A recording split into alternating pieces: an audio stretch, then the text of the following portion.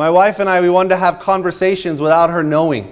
So my wife tried to teach me Afrikaans, but I can't roll my tongue. So it was very difficult for me to say these words. So I suggested, let's speak Pig Latin. Anybody here speak Igpe Atenle? Okay. So my wife and I, for several years, would speak Pig Latin, and my daughter was so confused. But eventually she caught on to it, and now we just have to go in another room and speak. But this message is to go to the world. And God blesses us with different languages to speak to different people, especially in America. There's lots of different languages, right? And God has blessed us, have given us the word, and we are to share it, right? And it says here in 7, saying with a loud voice, fear God and give glory to him, for the hour of his judgment is come, and worship him that made heaven and earth, the sea, and the fountains of water. So we are to honor God with our lives, right? And the message that God has for us is that our health is just as important as the word, right? It's important because, you know, if you're healthy, if your mind is healthy, then you'll understand the Bible better. This is Bible commentary. It says, if the Israelites have submitted to God's requirements, they would have had a healthy posterity. But they chose to follow their own way, walking after the imagination of their hearts. They gratified their appetites and consulted their own tastes and wishes. As a result, the wilderness was strewn with their dead bodies. So as they left Egypt, the people still desired what was in Egypt, right? They desired the taste. They desired, well, we learn later, they desired the gods even of. So Egypt represents the world. Seattle is Egypt. Linwood is Egypt. Egypt is the world. So they desired their own taste that they had developed while they lived in Egypt. Of all the vast multitude that left Egypt, 600,000 mighty men of war, besides women and children. How many entered the promised land? Only 2. Only 2. I don't know what the percentage is on that. 2 out of 600,000. But you know what? Were all of those 600,000 given the same message? Were they given the same? Absolutely. Moses spoke the truth to all of them. But ultimately, they gratified their appetites and consulted their own taste.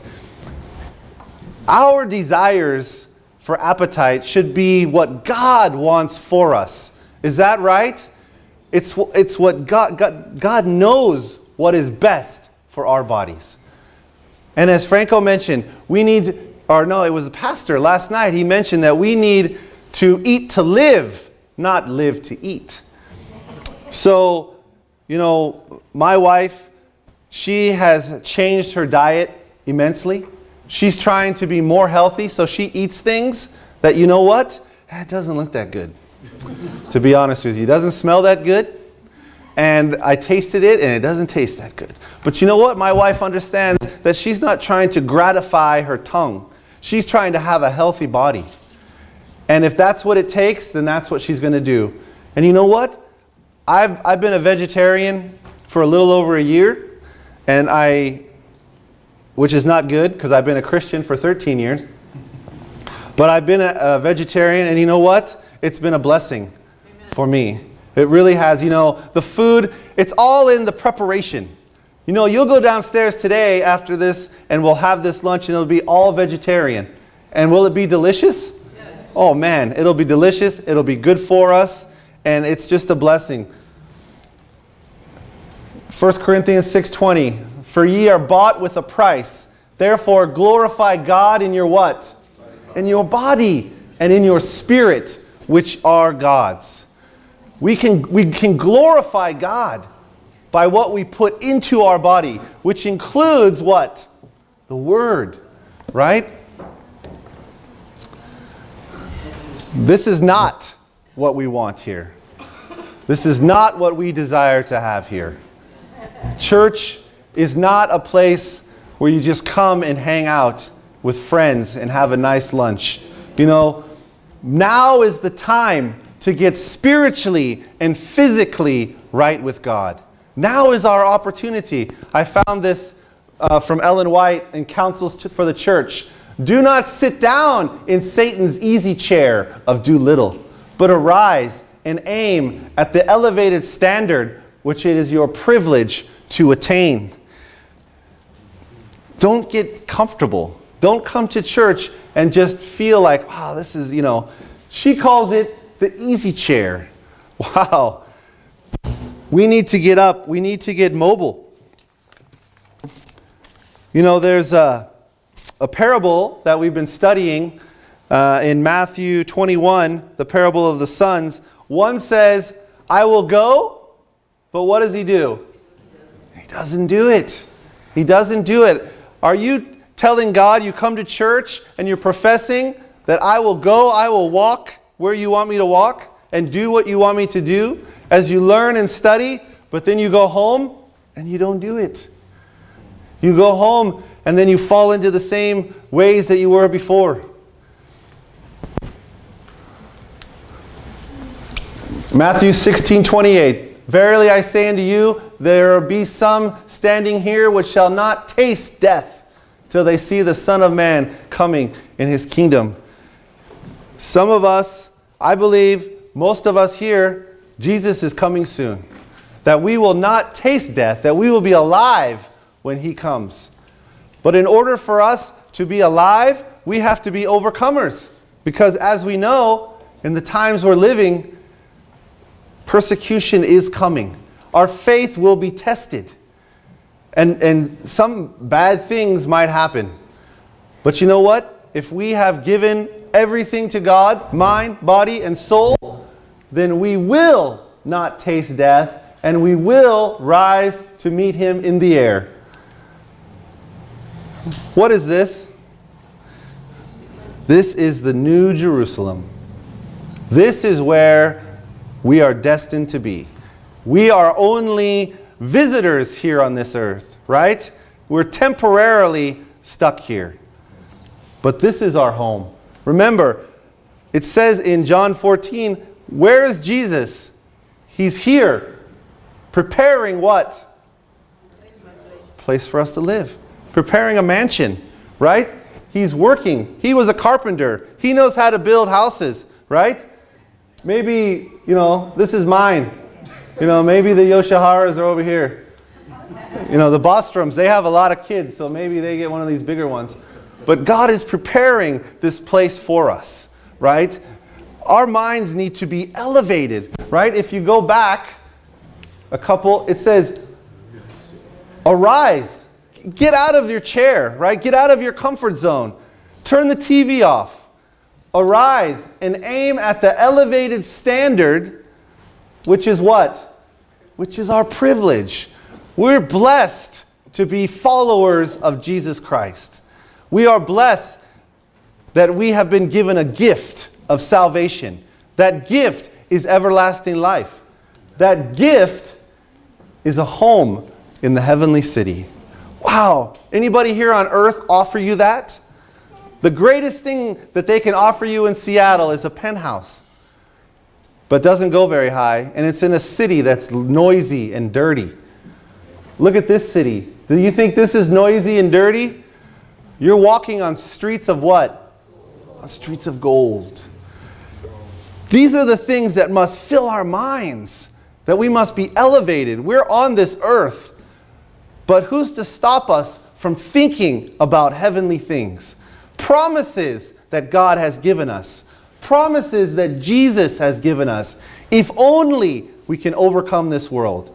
If only we can overcome the temptations that come at us every day. Especially when it comes to our bodies, right? The diet, the food that they're throwing at us. When we have faith and trust in Jesus, he will give us the power to say, sorry, I don't drink coffee. Sorry, I don't eat meat. He can give us the power to do that. Revelation 22. In the midst of the street of it, and on either side of the river, there was what? There was a tree of life, which bare 12 manner of fruits, and yielded her fruit every month, and the leaves of the tree were for the healing of the nations. So God in heaven is going to give us food to eat, right? It's going to be off this tree. And you know what? This is a tree that we can eat, and it's going to be delicious. These are the food that when we eat it, what's it going to do? It's going to heal us, right? And then, after the millennium, we're going to come to what? The new earth, right? God, the holy city, is going to come down. That's what we read in Revelation, that the holy city is going to ascend, and God is going to make a new earth. Is the earth we live on, is it corrupted? It's corrupt. And you know what? It's not how God has planned. How much water is on this planet? It's like 70%, right?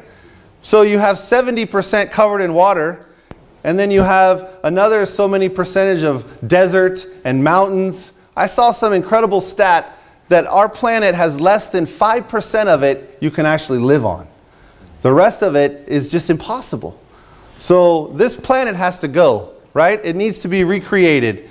And that's what God is going to do. He promises a new earth, right? And what's going to happen on this new earth for us? Isaiah 65 tells us, and they shall build houses. Uh-oh, we're going to have to build houses. But you know what? Do we have someone there to help us?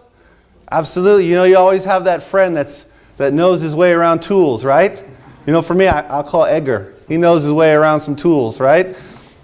Jesus knows how to build, and he's going to teach us, and then we're going to build and inhabit them. And we're going to do what? We're going to plant vineyards. We're going to be gardeners. We're going to plant vineyards, and the food is going to be delicious, and it's going to be good for us. And our glorified bodies, they're going to stay glorified, because the food that we eat on the new earth is going to be good for us. And it says, they shall not plant and another eat, as for the days of the tree or the days of my people, and mine elect shall long enjoy the work of their hands. How long? Eternity. Forever. 1 Corinthians 15:57. But thanks be to God, which giveth us the victory through our Lord Jesus Christ. Can God give us the victory? Absolutely. Whatever you're battling with, whatever Satan has attacking you with, we can get the victory through Jesus. We just have to give our hearts to him, like day by day, commit ourselves. That's why when you look at the life of Daniel, he prayed morning, afternoon, and evening. He kept that closeness with God. You know, he's our example. This book gives us examples of people who were successful. And if we want to be successful, we look at those people. Is that right? What are these? These are angels. And in the book of Revelation, these are the 4 angels who are holding back the strife that is soon to fall on this earth.